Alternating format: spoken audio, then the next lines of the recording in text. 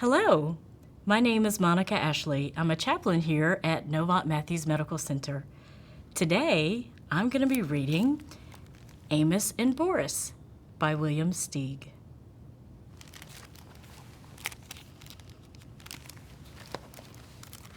Amos, a mouse, lived by the ocean. He loved the ocean. He loved the smell of sea air. He loved to hear the surf sounds, the bursting breakers, the backwashes with rolling pebbles. He thought a lot about the ocean, and he wondered about the faraway places on the other side of the water. One day, he started building a boat on the beach. He worked on it in the daytime, while at night he studied navigation. When the boat was finished, he loaded it with cheese, biscuits, acorns, honey, wheat germ, 2 barrels of fresh water, a compass, a sextant, a telescope, a saw, a hammer and nails, and some wood in case repairs should be necessary, a needle and thread for the mending of torn sails, and various other necessities such as bandages and iodine, a yo-yo, and playing cards.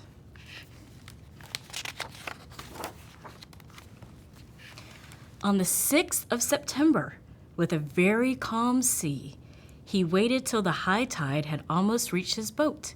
Then, using his most savage strength, he just managed to push the boat into the water, climb aboard, and set sail. The Rodent, for that was the boat's name, proved to be very well made and very well suited to the sea. And Amos, after one miserable day of seasickness, proved to be a natural sailor, very well suited to the ship. He was enjoying his trip immensely. It was beautiful weather. Day and night, he moved up and down on waves as big as mountains. And he was full of wonder, full of enterprise, and full of love for life.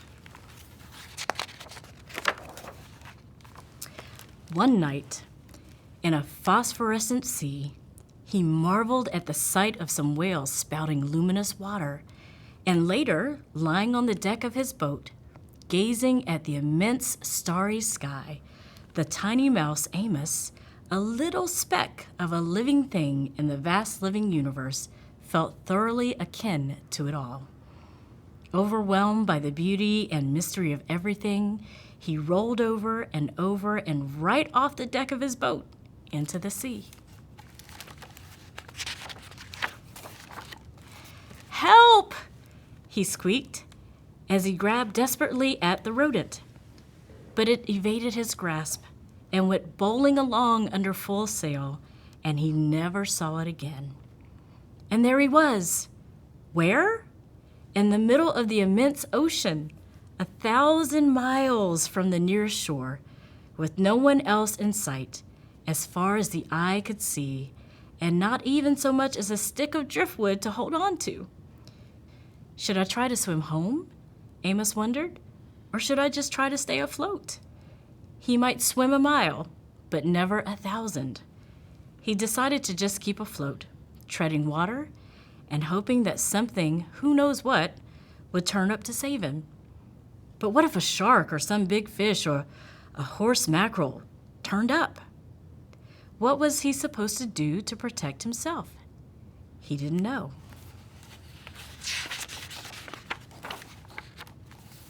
Morning came, as it always does. He was getting terribly tired.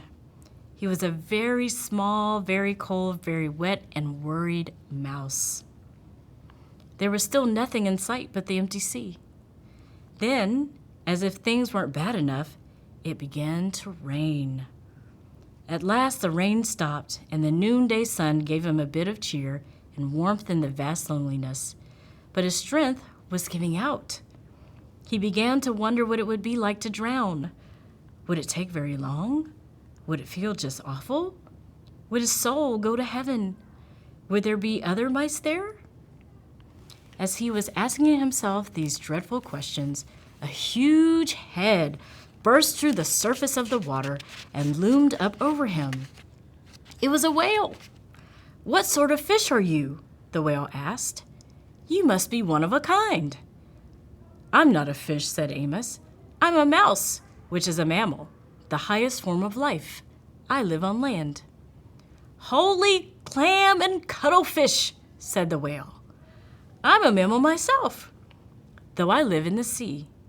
Call me Boris," he added. Amos introduced himself and told Boris how he came to be there in the middle of the ocean. The whale said he would be happy to take Amos to the Ivory Coast of Africa, where he happened to be headed anyway to attend a meeting of whales from all the 7 seas. But Amos said he'd had enough adventure to last him a while. He wanted only to get back home and hoped the whale wouldn't mind going out of his way to take him there. "Not only would I not mind," said Boris, "I would consider it a privilege. What other whale in all the world ever had the chance to get to know such a strange creature as you? Please, climb aboard." And Amos got on Boris's back. "Are you sure you're a mammal?" Amos asked. "You smell more like a fish." Then Boris the whale went swimming along with Amos the mouse on his back. What a relief to be so safe, so secure again. Amos lay down in the sun, and being worn to a frazzle, he was soon asleep. Then all of a sudden he was in the water again, wide awake, spluttering and splashing about. Boris had forgotten for a moment that he had a passenger on his back and had sounded. When he realized his mistake, he surfaced so quickly that Amos was sent somersaulting, tail over whiskers, high into the air. Hitting the water hurt. Crazy with rage, Amos screamed and punched at Boris until he remembered he owed his life to the whale and quietly climbed on his back.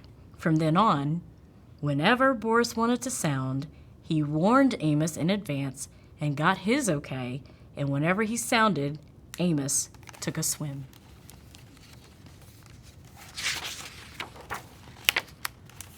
Swimming along, sometimes at great speed, sometimes slowly and leisurely, sometimes resting and exchanging ideas, sometimes stopping to sleep. It took them a week to reach Amos's home shore.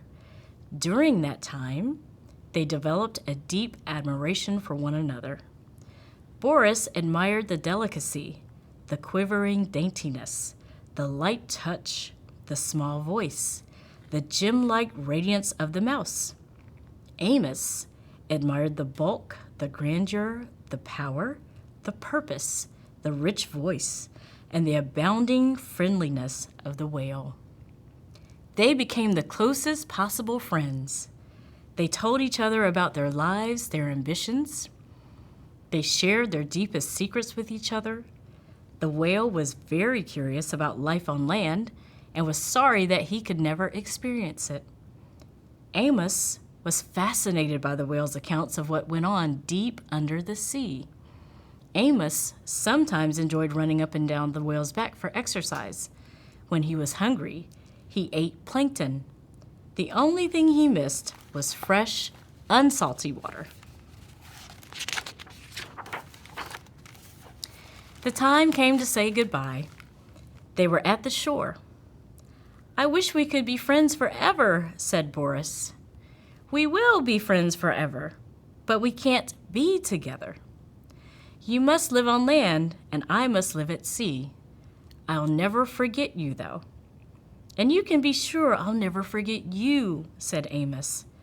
"I will always be grateful to you for saving my life, and I want you to remember that if you ever need my help, I'd be more than glad to give it." How he could ever possibly help Boris, Amos didn't know, but he knew how willing he was.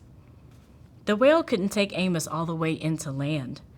They said their last goodbye, and Amos dived off Boris's back and swam to the sand.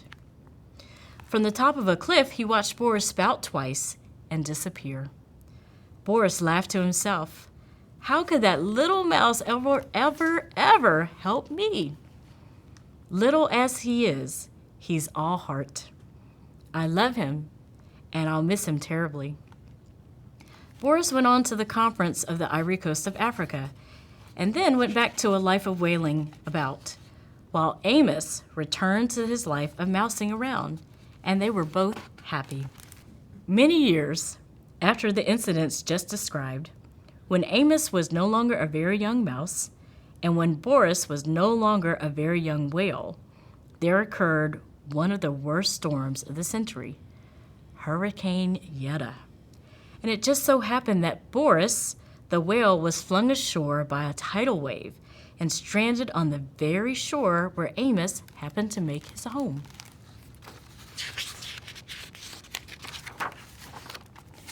It also just happened that when the storm had cleared up and Boris was lying high and dry on the sand, losing his moisture in the hot sun and needing desperately to be back on the water, Amos came down to the beach to see how much damage Hurricane Yetta had done. Of course, Boris and Amos recognized each other at once. I don't have to tell you how these old friends felt at meeting again in this desperate situation.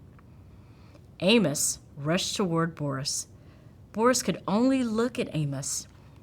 "Amos, help me," said the mountain of a whale to the mote of a mouse. "I think I'll die if I don't get back in the water soon." Amos gazed at Boris in an agony of pity. He realized he had to do something very fast and had to think very fast about what it was he had to do. Suddenly, he was gone. "I'm afraid he won't be able to help me," said Boris to himself.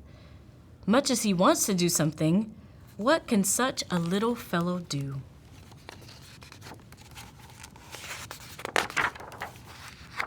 Just as Amos had once felt, all alone in the middle of the ocean, Boris felt now, lying alone on the shore. He was sure he would die, and just as he was preparing to die, Amos came racing back with two of the biggest elephants he could find.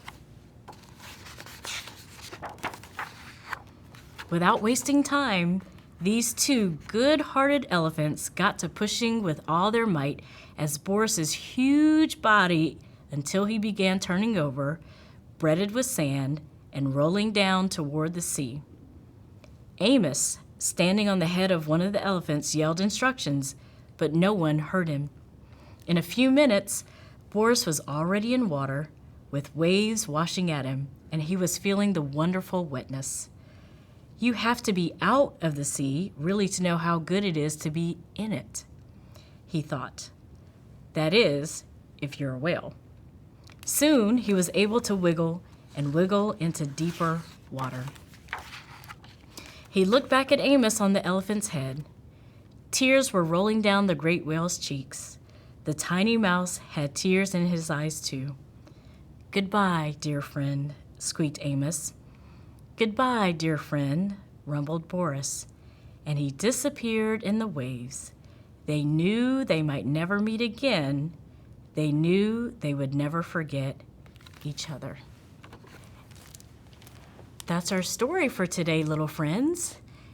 And even though Boris and his friend Amos came from two very different places, they were able to become friends. It doesn't matter how big or small you are. It doesn't matter the differences that you have between you. You can be friends, not just for today, but you can be friends forever.